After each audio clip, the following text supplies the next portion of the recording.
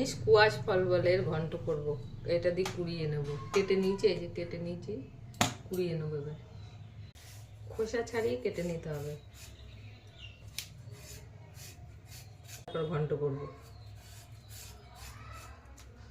দিতে হবে, ধুয়ে কুড়িয়ে তারপরে রান্না করব।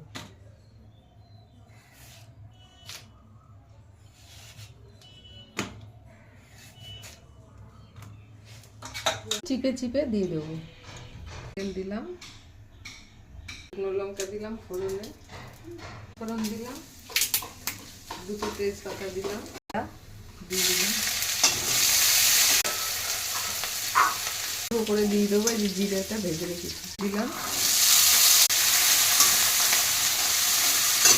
এবার এগুলো দিয়ে দেবো, একটু চিপে দেবো, জল বেরিয়েছি তো।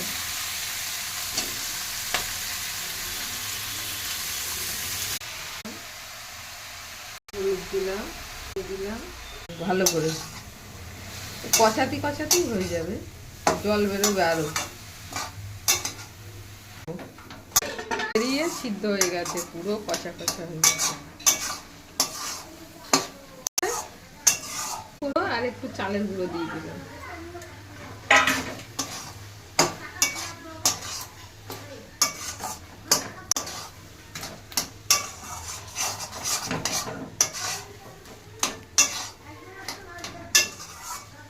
জিরেটা ভেজে রেখেছিলাম, ভেজে গুঁড়ো করে দিলাম। বাঁধাকপি তরকারির মতো হবে পুরো। হয়ে গেছে, দেখবেন একবার বানিয়ে খেয়ে দেখবেন, পুরো বাঁধাকপির ঘন্টর মতো হবে। কুয়াশ